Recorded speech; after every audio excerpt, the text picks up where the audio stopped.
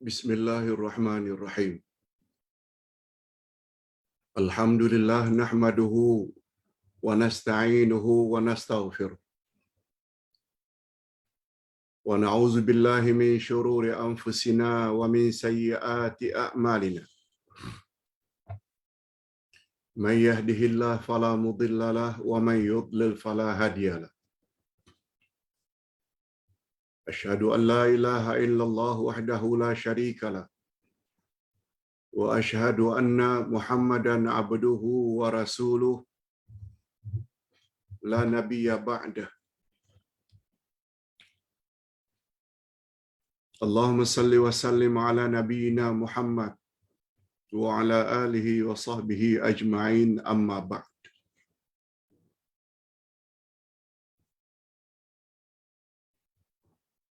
Hadirin dan hadirat serta para pemirsa yang saya hormati, Assalamualaikum warahmatullahi wabarakatuh.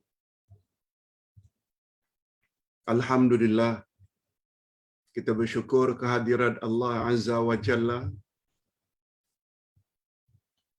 Berkat taufiknya kita telah melepasi 10 hari pertama daripada bulan Zulhijjah. Alhamdulillah.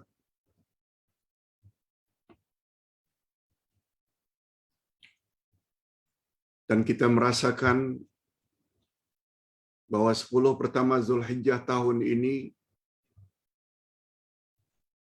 dirasakan lebih baik daripada 10 Zulhijjah pada tahun-tahun yang lalu.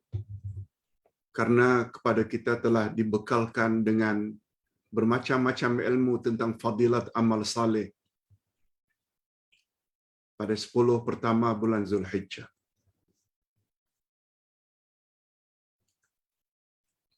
Topik pelajaran kita pada hari ini adalah tentang falsafah Idul Adha atau falsafah Hari Raya Korban.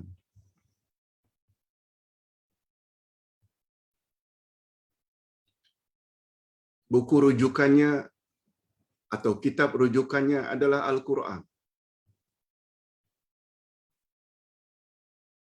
Sebab salah satu daripada kandungan utama Al-Quran, salah satu kandungan utama Al-Quran, bahwa Al-Quran mengandungi kisah-kisah atau cerita-cerita zaman dahulu kala dan kisah-kisah yang akan datang di alam akhirat.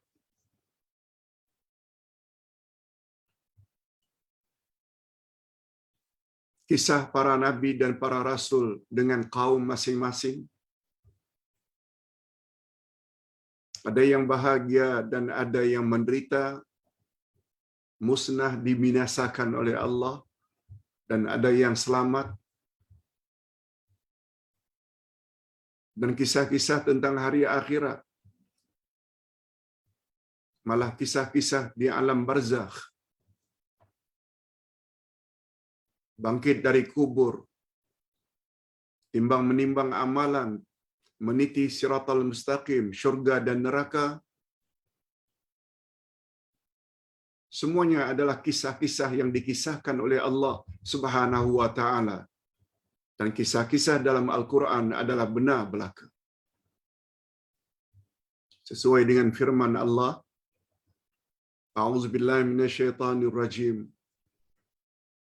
Zalikal kitabu la raiba fi hudan lil muttaqin. Inilah kitab Quran, tidak ada keraguan sedikit pun di dalamnya, pedoman bagi orang-orang yang bertakwa.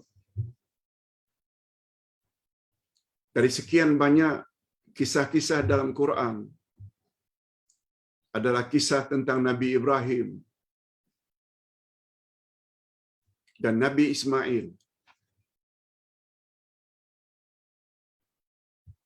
dan bersama istri-istri beliau, yakni Sarah dan Hajar.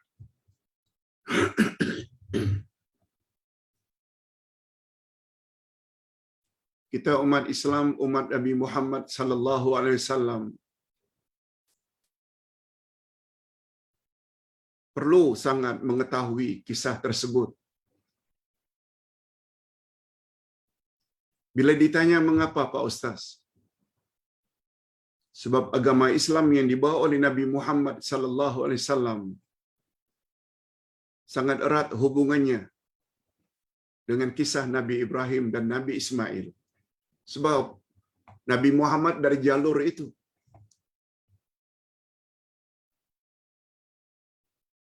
Bani Israel walaupun juga berasal dari Nabi Ibrahim, tapi dari jalur lain, jalur Ishak.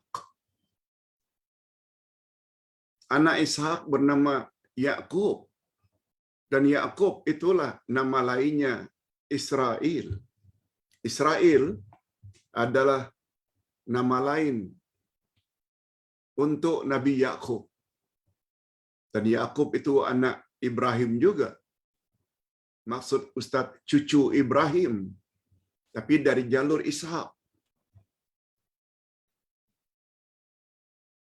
Sedangkan Nabi Muhammad sallallahu alaihi wasallam, nabi yang kita cintai, berasal juga dari Ibrahim, tapi dari jalur Ismail. Menarik kisahnya. Itu sebabnya setelah Ustaz fikir selesai khutbah hari raya Idul Adha semalam, di kampung tempat Ustaz tinggal, Ustaz terbayang alangkah bagusnya kalau para jamaah juga mengetahui apa yang telah Ustaz khutbahkan semalam.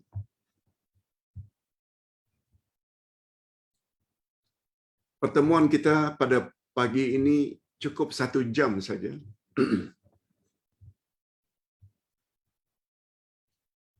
Kita tangguhkan soal jawab.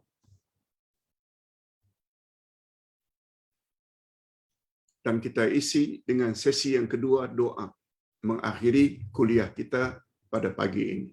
Okey. Apa dia falsafah Idul Adha? Falsafah yang Ustaz maksudkan rahasia, hikmah yang terkandung di dalam Idul Adha.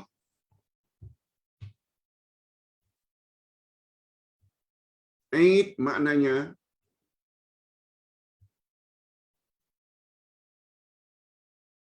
suatu perayaan yang diulang setiap tahun. Itu makna Eid.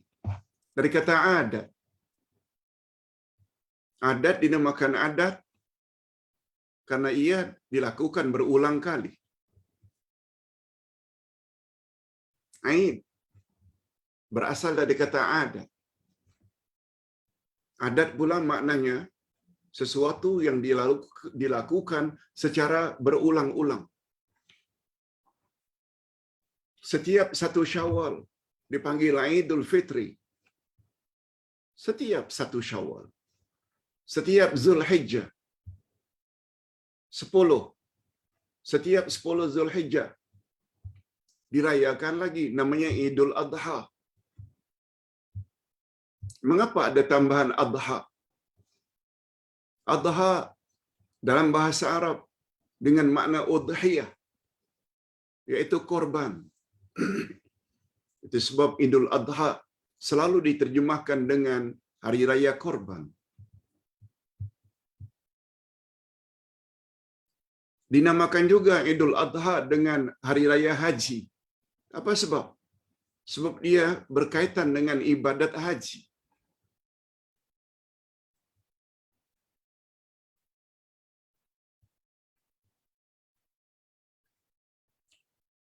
Di antara bukti betapa dekatnya ajaran Islam dengan ajaran yang dibawa oleh Nabi Ibrahim dan Ismail. Pertama, salat.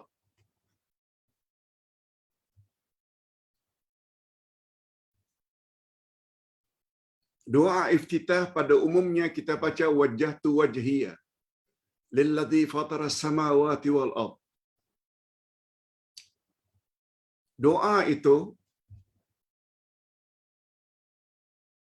atau tasbih iftitah, doa iftitah itu adalah doa Nabi Ibrahim. tertera dalam Al-Quran.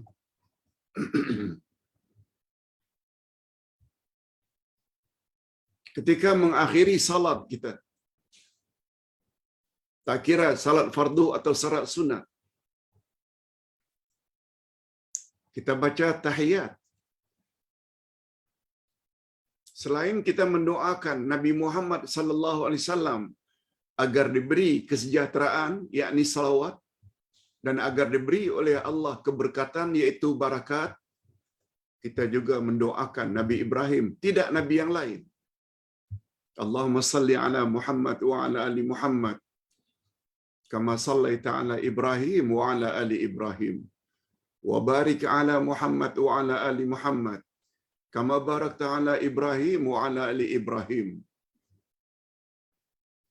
Mengapa kita sebut Ibrahim selain Nabi Muhammad, yang artinya, ya Allah, berilah kesejahteraan kepada Nabi Muhammad dan ahli keluarganya sebagaimana Engkau telah beri kesejahteraan ke atas Ibrahim dan ahli keluarganya.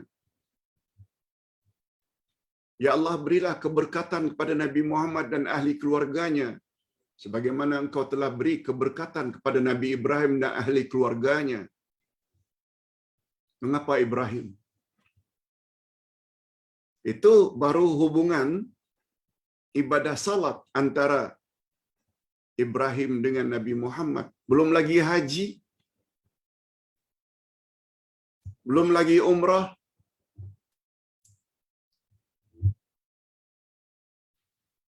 Kalau tidak ada kisah zaman silam, apa yang telah dilakukan oleh Ibrahim dan Ismail, barangkali hari ini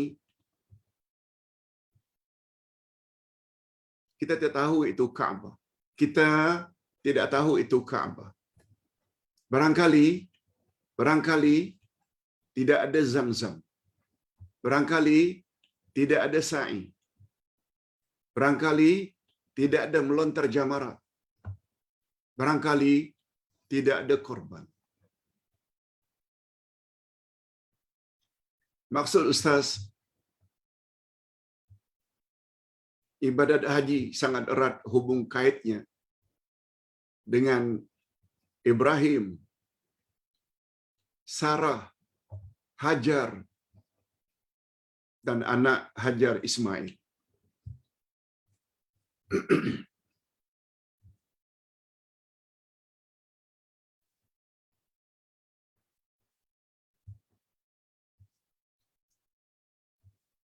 Oleh sebab itu, kalau kita ingin menjadi muslimat yang baik,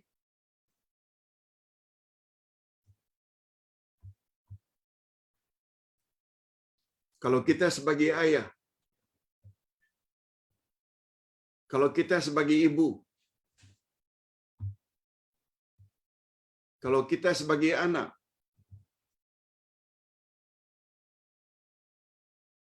perhatikan dengan baik, renung dengan baik dan cermat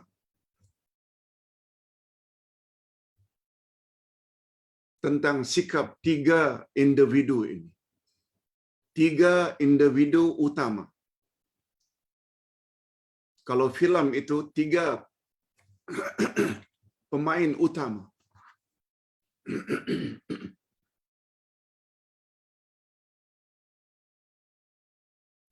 Pertama Ibrahim, yang kedua Hajar, yang ketiga Ismail.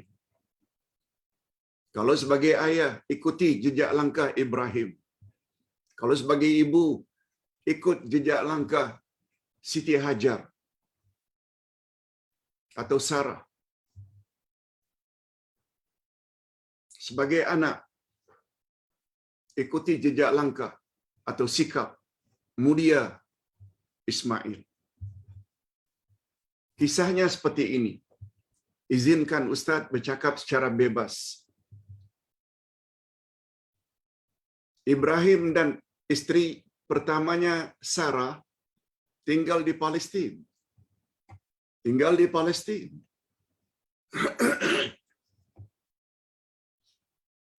Itu sebabnya di Palestin Ada kota yang dipanggil dengan Khalilullah. Yang dapat gelaran Khalilullah, kesayangan Allah, dua insan saja, Ibrahim dan Nabi Muhammad sallallahu alaihi wasallam. Ini satu lagi bukti Ibrahim dan Nabi Muhammad mempunyai tempat yang sangat tinggi di sisi Allah. Tanpa menafikan nabi-nabi yang lain.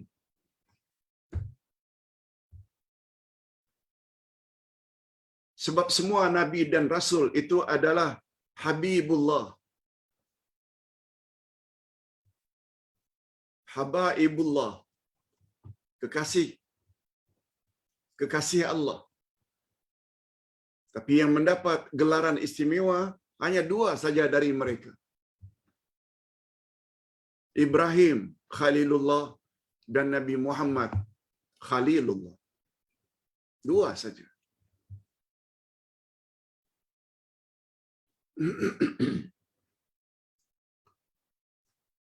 Khalilullah maknanya kesayangan Allah. Kesayangan ni lebih tinggi lagi daripada kekasih.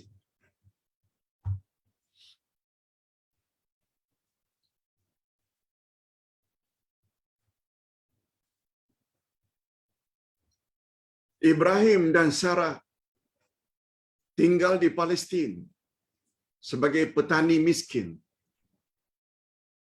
Sebagai petani. Itu kerja utama mereka selain berdakwah. Mata pencaharian mereka adalah petani. Karena tidak sabar. Bukan tidak sabar, karena ingin merubah nasib. Mereka akhirnya pergi ke Mesir.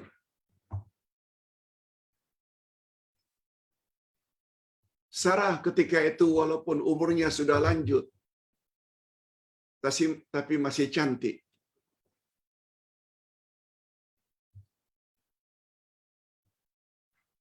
Di Mesir memerintah raja yang bernamanya Raja Sinan.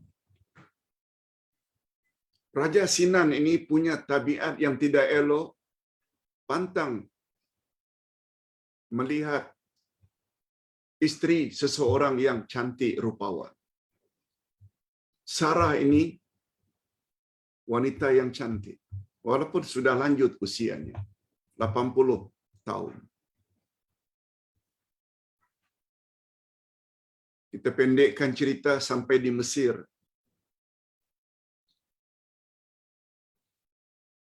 Terserempak Raja Sinan ini dengan Ibrahim dan Sarah.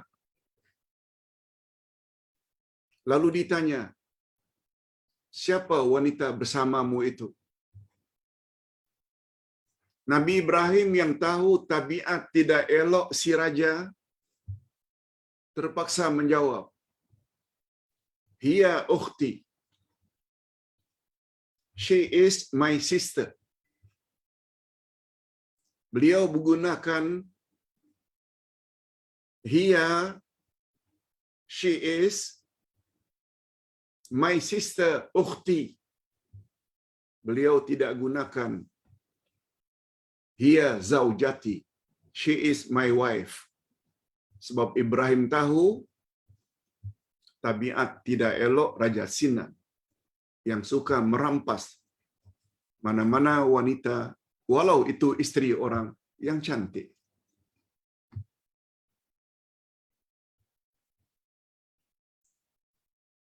Ini terpaksa dilakukan oleh Ibrahim karena darurat, takut istrinya dirampas. Dan itu dibolehkan.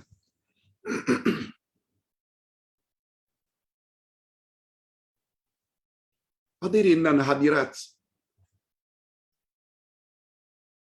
akhirnya Raja Sinan tahu juga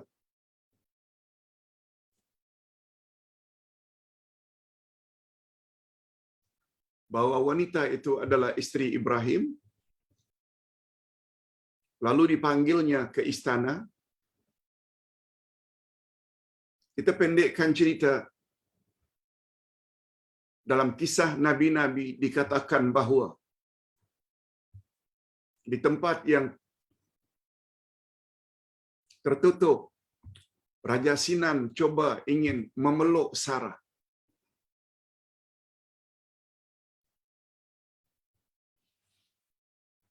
Lalu Allah Subhanahu wa taala yang Maha Kuasa jadikan tangan Raja Sinan kaku seperti kayu, tak dapat bergerak. Baru cadangan ingin merangkul, memeluk, tangannya menjadi kaku.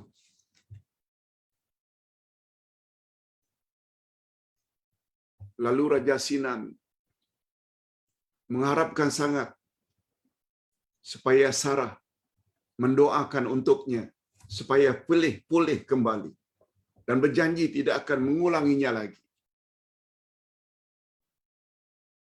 Memang dasar raja nakal, diulangnya sekali lagi.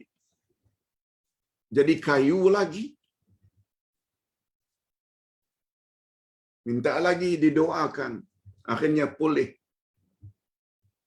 Sampai 3 kali berulang. Tapi gagal.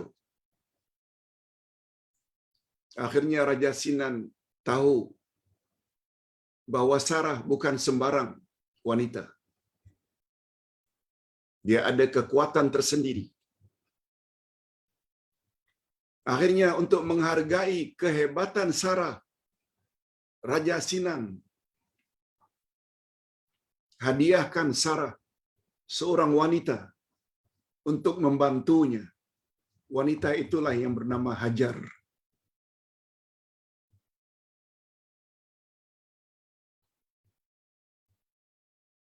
Ekoran dari peristiwa itulah Ibrahim dan Sarah akhirnya mengambil keputusan untuk balik lagi ke Palestin.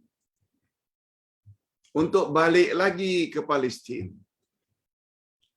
Kalau tadinya datang berdua ke Mesir, balik sekarang bertiga.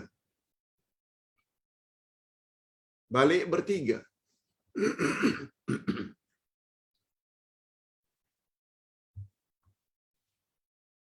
Sesampai di Palestin, Ibrahim meneruskan lagi pertaniannya. Dan Sarah melihat keadaan suaminya yang sudah lanjut usia, yang ketika itu 80 lebih umurnya. Kasihan. Lalu menyarankan kepada Ibrahim, "Wahai Ibrahim,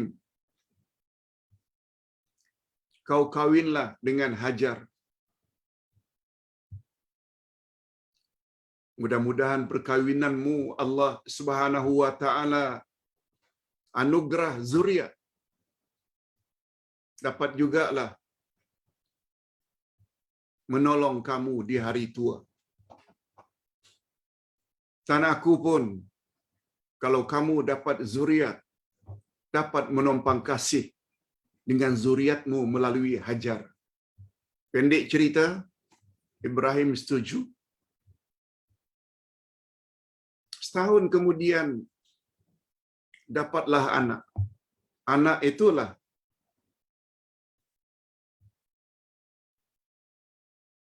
antara Ibrahim dan Hajar yang dipanggil dengan Ismail.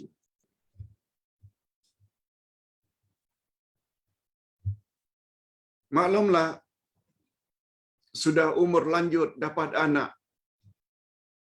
Sayangnya Ibrahim luar biasa. Sayangnya Ibrahim luar biasa.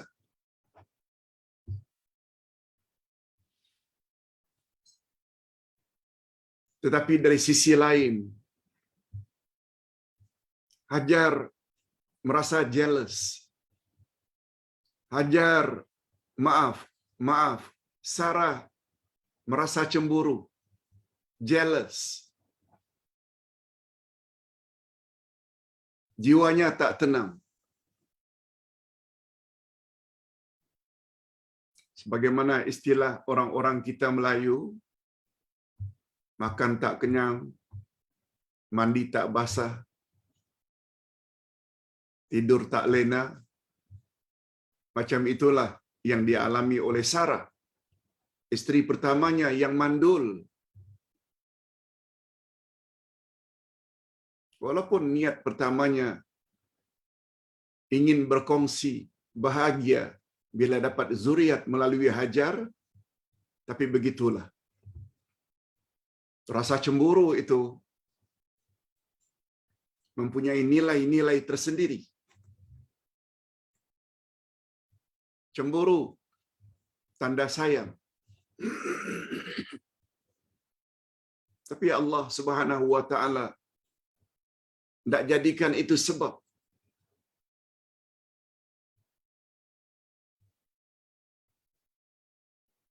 Akhirnya muncullah kota Makkah Al-Mukarramah. Akhirnya muncullah air Zam-Zam. Akhirnya muncullah manasik haji, tempat-tempat yang mesti dilalui oleh jemaah haji. Sa'i, melontar jamarat, korban, dan lain-lain.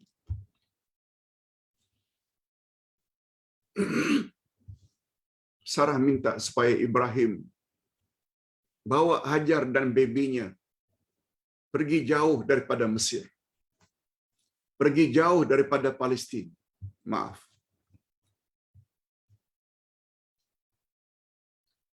Hajar mengharapkan Ibrahim bawa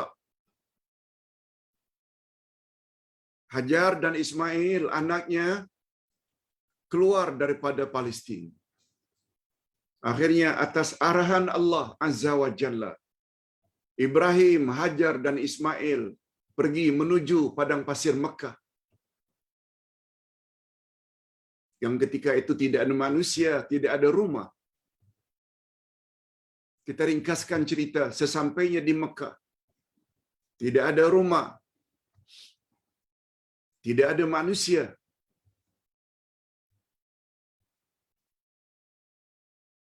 Nabi Ibrahim tinggalkan Hajar dan Ismail di Mekah.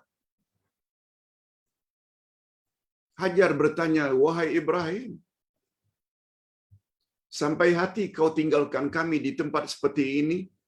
Tidak ada rumah, tidak ada manusia lain, tidak ada bekalan yang cukup." Nabi Ibrahim hanya berdiam diri, membisu 1000 bahasa. Sebab berjuang ketika itu jiwa beliau antara mentaati perintah Allah dan kasih sayang kepada isteri dan anak. Berjuang. Hajar ulang sekali lagi pertanyaan yang serupa. "Wahai Ibrahim, kau mau balik ke Palestin? Sampai hati kau tinggalkan kami di sini berdua, tanpa bekalan yang cukup, tanpa manusia, tanpa rumah?" Sekali lagi Ibrahim bersikap diam. Tak dapat nak jawab.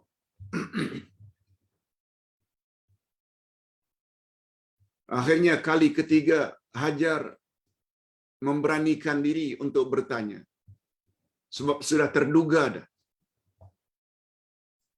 suaminya Ibrahim tidak akan buat kalau tidak karena sesuatu. Apa kata Hajar? Bertanya, "Allahu amaraka bihadza?" Apakah Allah yang suruh engkau berbuat begini, tinggalkan kami di tempat seperti ini? Apakah Allah yang suruh? Ketika itu Ibrahim menjawab, "Na'am." Benar wahai Hajar. Kalaulah bukan karena perintah Allah, takkanlah aku sampai hati meninggalkan engkau dan anak satu-satunya kesayanganku. Coba dengar jawaban Hajar. Ini yang perlu diambil kira oleh para isteri, oleh para wanita. Idzan la yudayyi'ana. Oh, kalau begitu, wahai suamiku, pergilah tinggalkan kami. Jangan bimbang. Allah pasti tidak akan menyia-nyiakan hidup kami. Itu kata-kata yang keluar dari Hajar. Semuanya ini tidak ada cerita dalam Al-Quran. Detail macam itu tak ada. Tapi kita baru dapat ini semua dalam kitab-kitab tafsir. Itu sebabnya Ustaz selalu sebut, jangankan hanya baca tak faham, baca Quran faham terjemah harfiah, literal translation pun belum cukup. Sebab kita perlu kepada tafsir yang dipanggil dengan terjemah maknawiyah.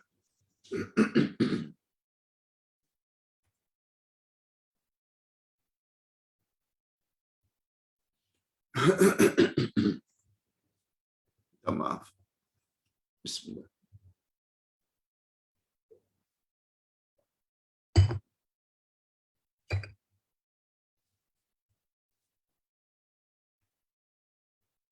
Haus. Perlu minum air.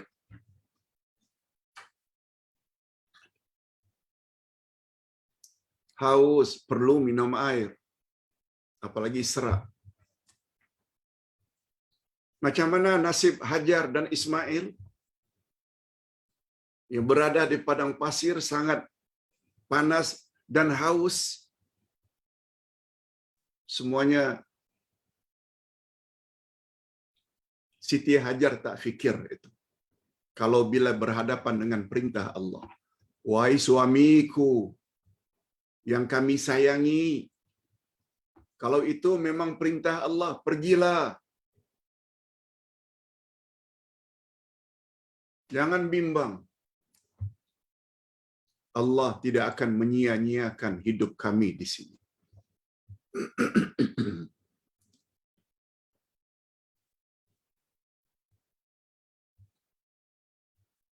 Kita duduk dalam rumah, ada kipas angin, ada aircon, pun haus juga. Macam mana orang dalam padang pasir?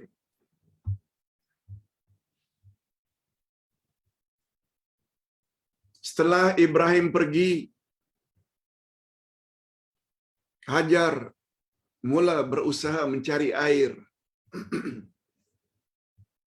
Akhirnya beliau berlari-lari menuju ke Bukit Safa.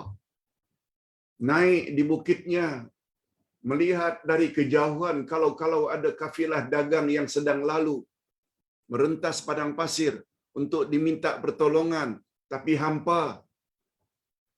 Berjalan lagi, lari-lari anak menuju ke Marwah. Sampai di Bukit Marwah, dari ketinggian melihat kalau ada kafilah dagang yang lalu untuk diminta bantuan. Setelah genap atau setelah sempurna 7 kali mundar-mandir, tapi hampa, tiba-tiba menjelma malaikat Jibril. Tiba-tiba menjelma malaikat Jibril.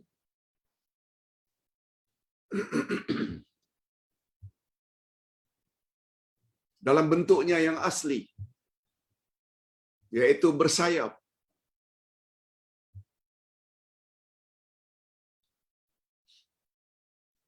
Lalu berkata, wahai Hajar, jangan kau takut. Jangan kau bimbang. Aku adalah utusan Allah. Ingat ya, dalam ilmu akidah utusan Allah ada 2 jenis.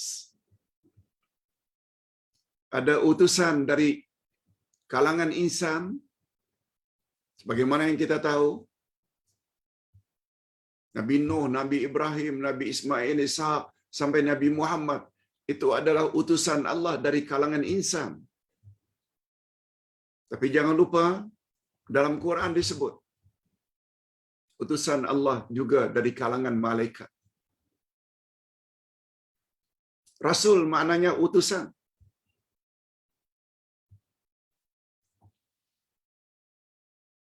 Setiap orang mati masuk dalam kubur, bukan Allah Subhanahu wa taala yang bertanya kepada si mati, tapi utusan Allah yang bernama Munkar wa Nakir. Ketika mematikan manusia, bukan Allah yang cabut nyawanya, tapi utusan Allah yang bernama Malakal Maut, atau nama yang lebih popular Israel. Bukan Allah yang menurunkan hujan, menurunkan rezeki, tapi melalui malaikatnya yang bernama Mikail. Bukan Allah yang bunyikan trompet atau sangkakala menandakan hari kiamat, tapi utusannya yang bernama Israfil.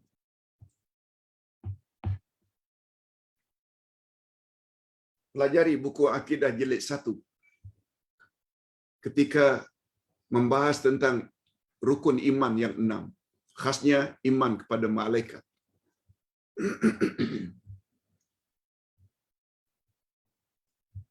Jangan kau takut, hai Hajar, aku adalah utusan Allah untuk memberitahu kepadamu, wahai Hajar, bahawa tidak jauh dari tempatmu berdiri itu, kelak akan dibangun rumah Allah yang pertama. Rumah Allah yang pertama. Dan yang membangunnya adalah suamimu Ibrahim bersama anaknya yang berada dalam gendonganmu itu.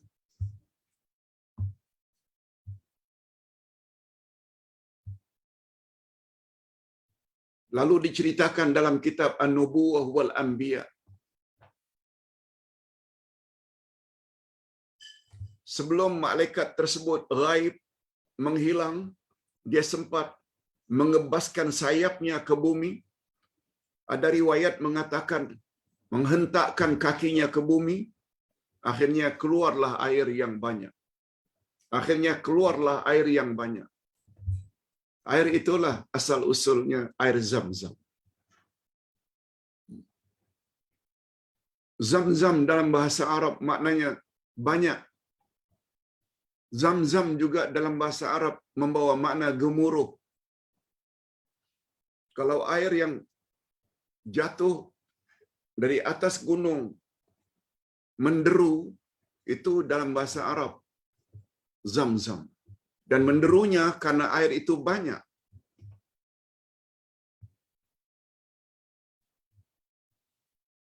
Tak ada kaitannya dengan kata-kata Allah yarham Piramli, Zam-Zam ala Kazam. Muncul. Sejak kemunculannya air itu sampai hari ini tak pernah putus-putus. Allahu Akbar. Air yang sangat istimewa. Kata Nabi, siapapun yang sakit lalu minum air Zam-Zam, Allah akan sembuhkan penyakit dengan izin Allah.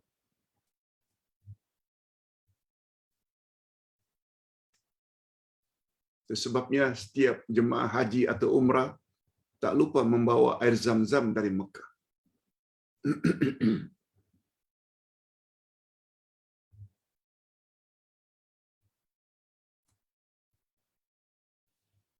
Hadirin dan hadirat rahimakumullah. Tabiat padang pasir. Bila ada air di satu-satu kawasan, biasanya akan berterbangan burung di atasnya. Mungkin udaranya menjadi agak sedikit dingin. Burung akan berterbangan. Dan kafilah dagang yang lalu merentas padang pasir, bila melihat ada satu kawasan burung banyak, mereka mesti tahu di bawahnya ada sumber air. Rupanya memang betul. Singgahlah pedagang-pedagang yang merentas padang pasir di tempatnya Hajar dan Ismail itu sambil mencacak kemah. 1, 2, 3, cacak kemah. Karena ingin memanfaatkan air yang muncul dari kawasan itu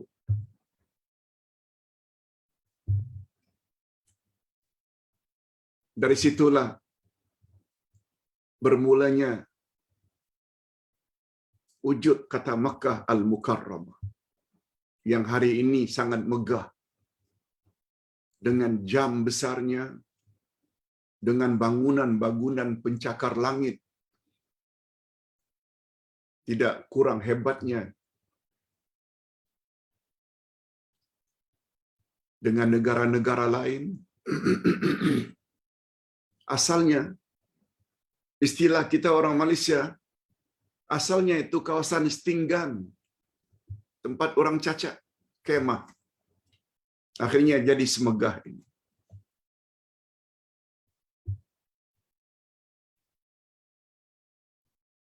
Kita pendekkan cerita. Setelah sekian tahun,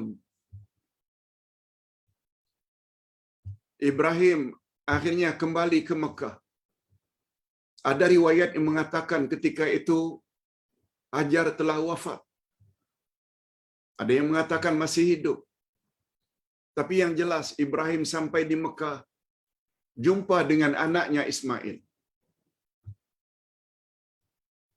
Sebab Nabi Ibrahim mendapat tugas daripada Allah. Setelah dikenal pasti Ismail anaknya, Ibrahim menyampaikan, "Anakku, boleh tak kamu tolong ayah?" "Tolong apa ayah?" tanya Ismail. "Allah perintahkan ayah supaya membina Kaabah, rumahnya, sebagaimana yang disyaratkan oleh malaikat tadi." Allahu Akbar.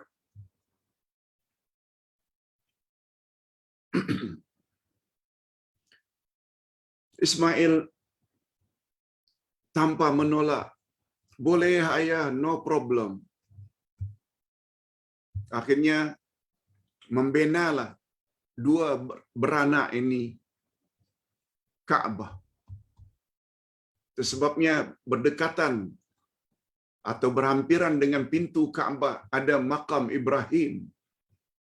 Makam bukan kuburan sebagaimana istilah orang-orang kita, makam diraja, kuburan para raja. Bukan. Makam maknanya tempat berdirinya Nabi Ibrahim ketika membina Kaabah yang batunya disorong oleh anaknya Ismail dari bawah, ayahnya menyusun batu-batu. Namanya makam Ibrahim.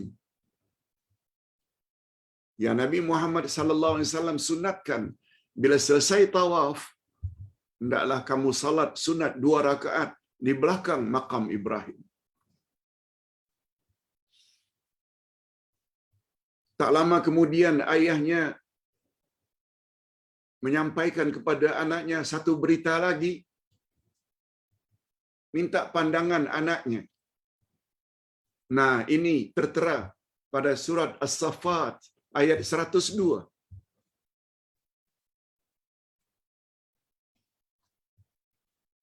As-Saffat iaitu surah yang ke-37 ayat 102. Apa kata Allah menceritakan perkara ini? "Falamma balagha ma'ahu as-sa'ya qala ya bunayya inni ara fil manam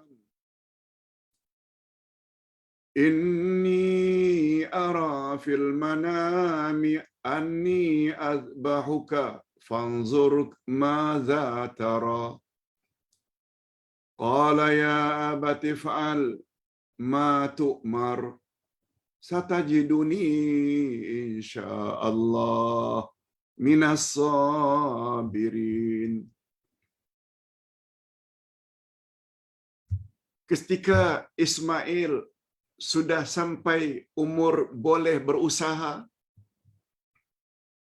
bolehlah diartikan dengan umur baligh, 13 tahun.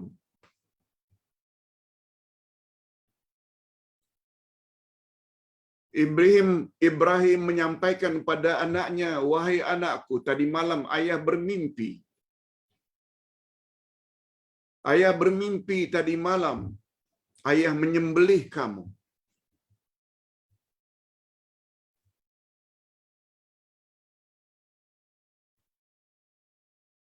Kaifa tara? Maza tara? Apa pendapatmu nak? Aku lihat dalam mimpi Allah suruh aku menyembelih kamu. Maza tara? Apa pendapatmu nak? Coba dengar apa kata atau jawabannya Ismail. Ya abati fa'al ma tu'mar. Satajiduni insyaallah minas sabirin. Wahai ayahanda, laksanakanlah apa yang Allah suruh. Ayahanda akan dapati anak anda sabar menghadapinya. Allahu Akbar. Umur 13 tahun.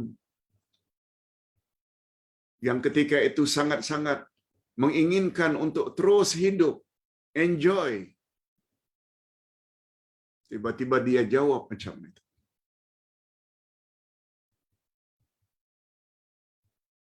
Ingat hadirin dan hadirat, mimpi bapa-bapa dan ibu-ibu, andai kata menyembelih anak, jangan sampaikan kepada anak. Sebab dalam ilmu akidah, mimpi ada 3 jenis. Ada dari Allah, ada dari syaitan, dan ada permainan tidur. Banyak ingat sesuatu perkara sebelum tidur?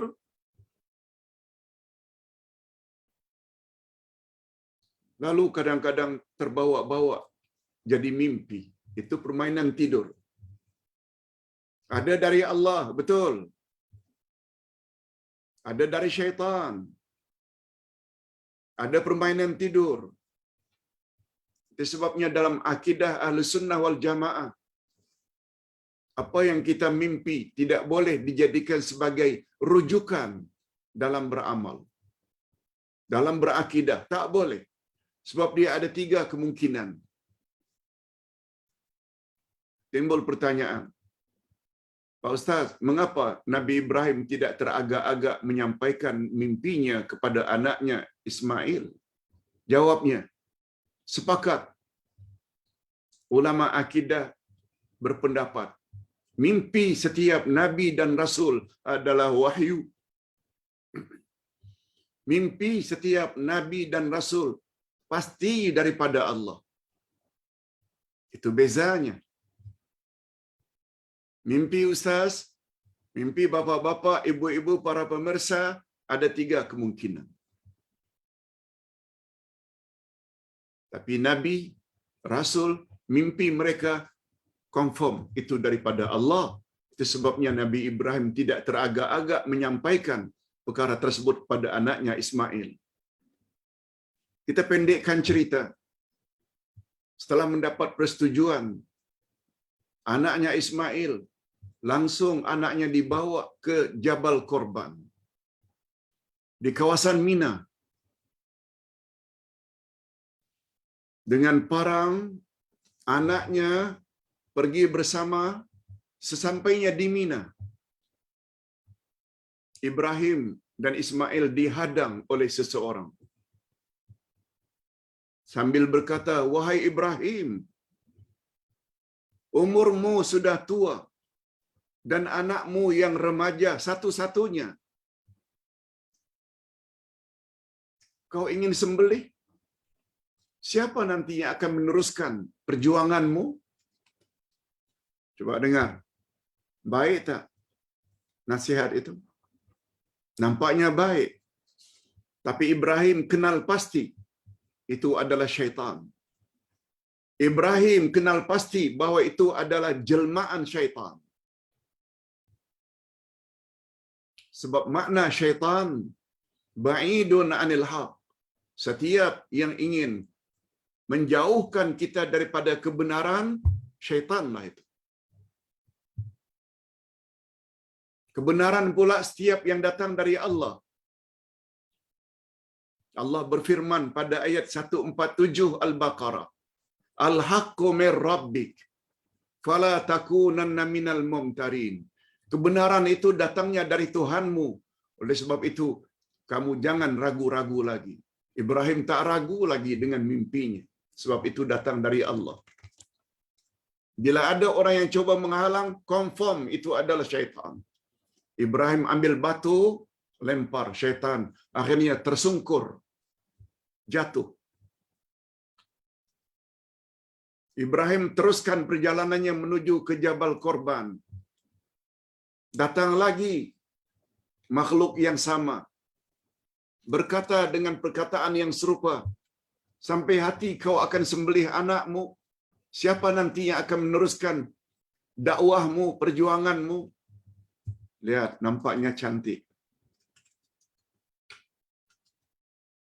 Itu sebabnya mana-mana nasihat dari mana-mana orang, jangan hanya lihat nasihatnya cantik.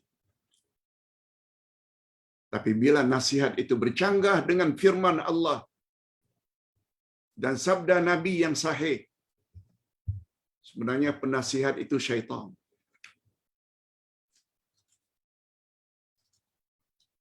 Nabi pernah mengingatkan,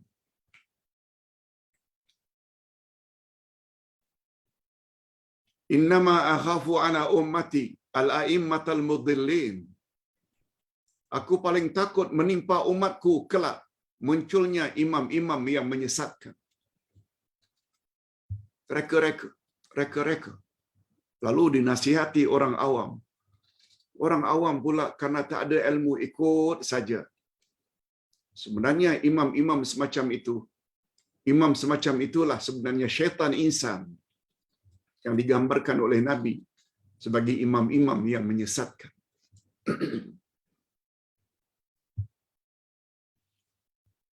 Dilempar lagi, tersungkur, pergi lagi. Datang lagi makhluk yang sama kali ketiga. Memberi nasihat lagi. Dilempar lagi. Di sinilah nanti sejarahnya mengapa ada melontar 3 jamarat. Sejarah. Itu sebabnya orang-orang Arab, siapa yang duduk di negara Arab, khasnya Arab Saudi,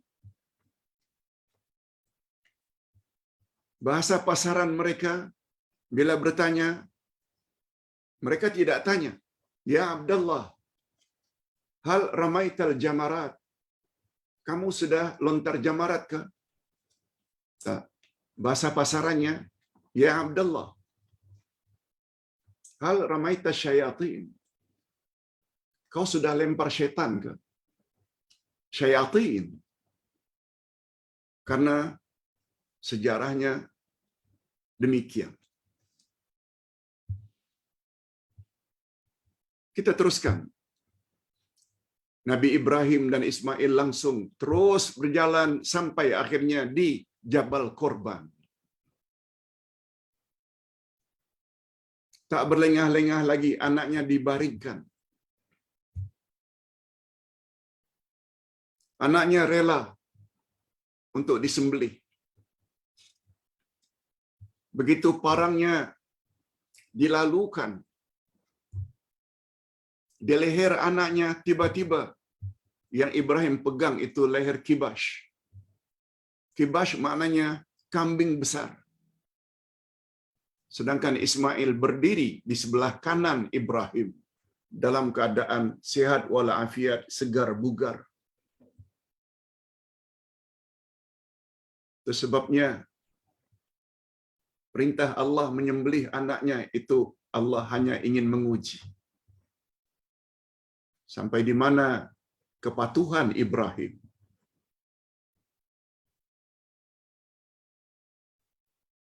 Anaknya ditanya, bersediakah kamu untuk ayah sembelih nak? Karena ini ada perintah Allah.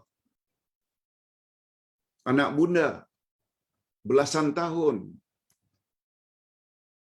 jawab dengan tegas, If'al ma tu'mar. Laksanakan saja, wahai ayah. Kalau itu memang perintah Allah, ayah anda akan dapati anak anda sabar menghadapinya. Allahu Akbar. Macam itu ke jawaban anak muda hari ini? Macam itu ke jawaban bapa-bapa sebagai suami orang dewasa bila disuruh menyembelih anak satu-satunya? Macam itukah sikap wanita-wanita hari ini sebagai isteri ke atau bukan isteri? Bila suami akan melaksanakan perintah Allah, marah-marah ke atau reda? Sebab ketiga-tiga figure tadi, ketiga-tiga individu tadi, Ibrahim, Hajar dan Ismail, sangat tinggi tawakalnya kepada Allah Azza wa Jalla. Sangat tinggi tawakalnya pada Allah Azza wa Jalla. Untuk menjadi mukmin yang hakiki, kita mesti tawakal pada Allah dengan tawakal yang bulat. Tidak berbelah bagi. Ini kita boleh lihat ayat 5 ayat pertama dari surat Al-Mu'minun. Maaf.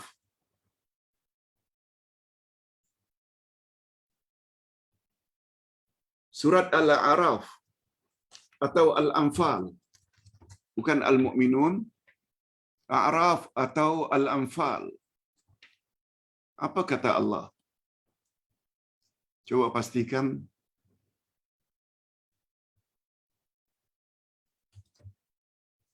Dari ayat 2 hingga ayat 5.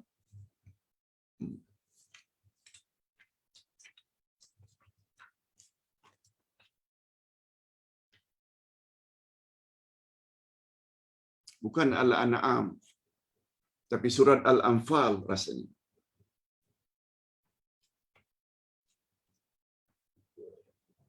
Yes. Betul, surat Al-Anfal ayat 2, ayat 4, ayat 5. Ketika Allah menyebut mukmin yang hakiki, Allah sebut 5 sifat.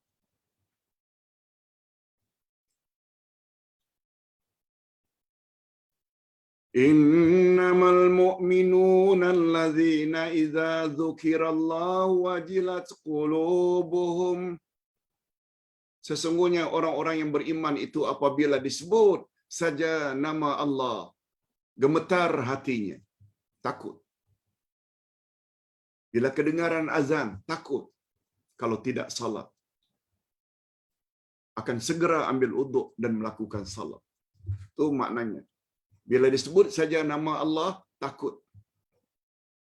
Wa idza tuliyat alaihim ayatuhu zadatuhum imana. Apabila dibaca kepadanya ayat-ayat Allah, bertambah-tambah imannya. Bertambah-tambah imannya. Dah 2. Dan yang ketiga, wa ala rabbihim yatawakkalun. Dan kepada Tuhan mereka bertawakal. Ini dia tawakal.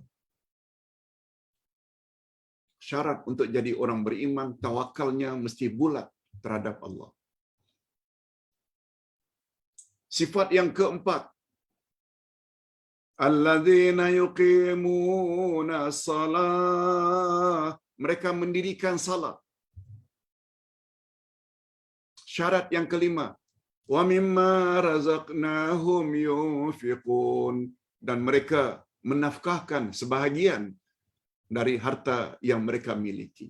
5 sifat. Bila disebut nama Allah, gemetar hatinya, takut. Bila dibaca ayat-ayat Allah, bertambah imannya. Dan kepada Allah mereka bertawakal. Mereka mendirikan salat dan mereka mengeluarkan zakat atau nafkah. Lalu apa kata Allah bila 5 sifat itu ada pada mereka? Ula ulaika humul mu'minuna haqqan. Merekalah mukmin yang hakiki. Lahum darajatun inda rabbihim. Mereka akan memiliki derajat di sisi Tuhannya. Wa maghfiratun, dan ampunan daripada Allah. Wa rizqun karim, dan rezeki yang mulia, yakni syurga.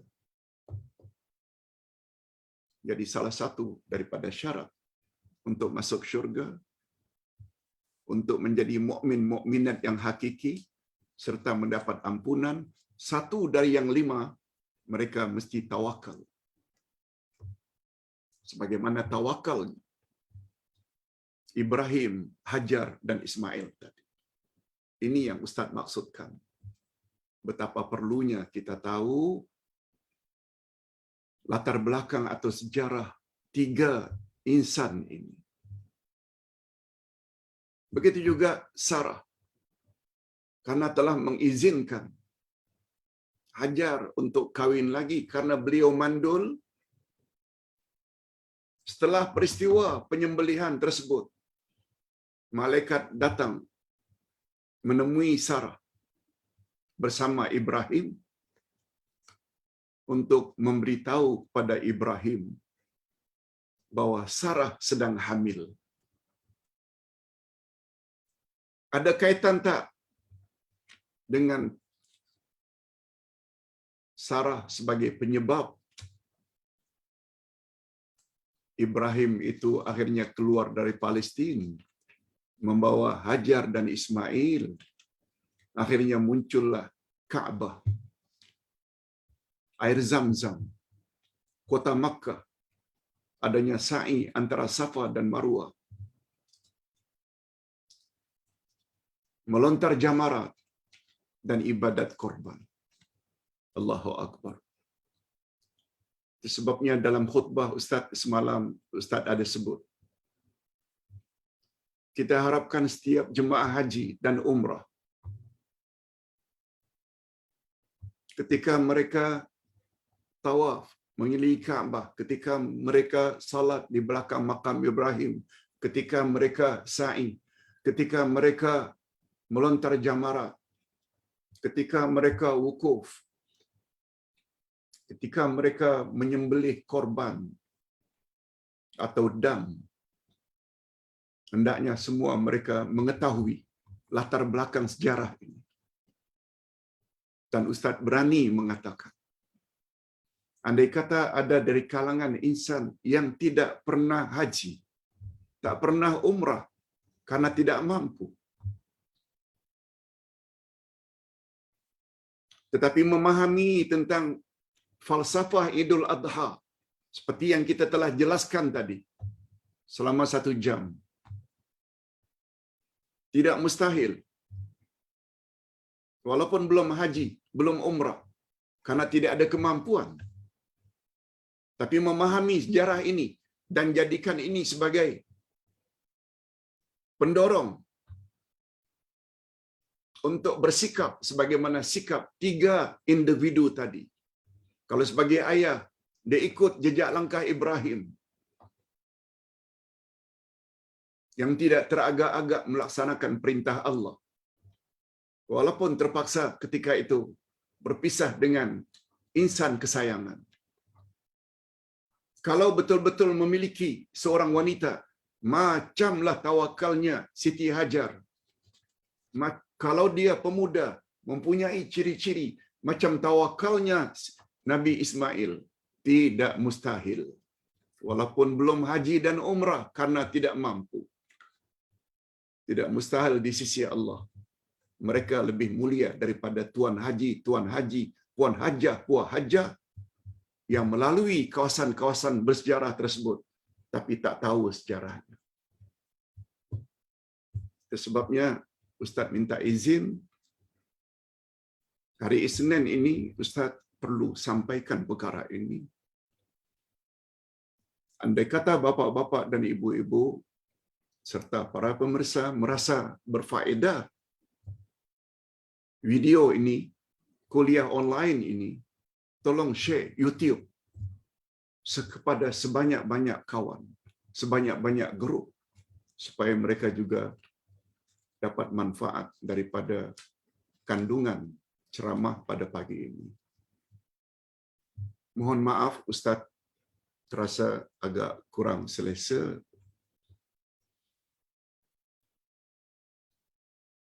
Kita tiadakan soal jawab hari ini. Insya-Allah kita mula esok soal jawab. Kita akhiri dengan doa. Alhamdulillah Rabbil Alamin. Wassalatu wassalamu ala asyrafil anbiya'i wal mursalin wa ala alihi wa sahbihi ajma'in. Rabbana ighfir lana dzunubana wa liwalidina warhamhum kama rabbawna shighara. Ya Allah, ampunkanlah dosa kami dan dosa kedua ibu bapa kami.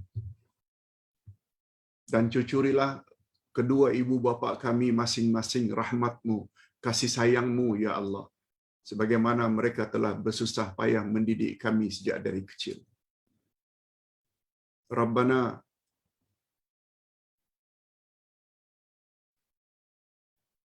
hab lana min azwajina wa dhurriyyatina qurrata a'yun waj'alna lil muttaqina imam. Ya Allah, berilah kami pasangan hidup dan zuriat keturunan yang menyedapkan pandangan mata dan hati kami. Dan jadikanlah kami pemimpin bagi orang-orang yang bertakwa. Ya Allah, pada hari ini kami telah mempelajari kisah tentang 3 individu yang sangat istimewa. Ibrahim, Hajar dan Ismail. Oleh sebab itu, jika kami yang berdoa ini sebagai suami atau orang yang sudah dewasa, berilah kami tawakal sebagaimana tawakal yang Engkau berikan kepada Nabi Ibrahim. Kalau kami sebagai wanita, lebih-lebih lagi sebagai isteri, berilah kami sifat tawakal yang bulat tanpa berbelah bagi sebagaimana tawakal yang Engkau anugerahkan kepada Siti Hajar.